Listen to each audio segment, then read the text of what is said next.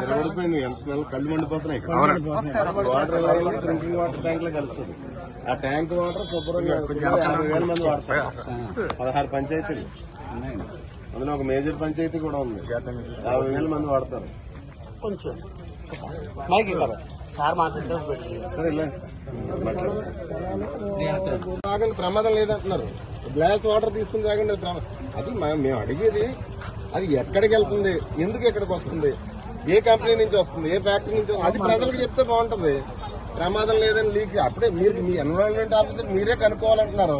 Already మీడియాలో లీకులు ప్రమాదం లేదు. సరే చూడండి, థ్యాంక్ యూ. చూడండి, శుభ్రం చచ్చిపోయాను చేయను, పొలం కూడా చూపించండి. అప్పుడు 3 నీరు వాటర్ తోడితే మూడోసారి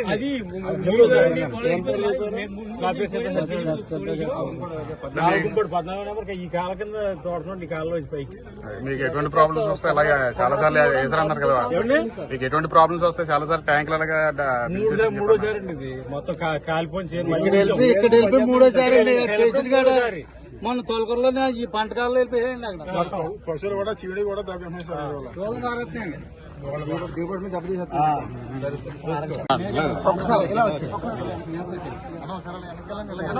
తిరగడిపోయింది. ఎంత స్మెల్ కళ్ళు మండిపోతున్నాయి.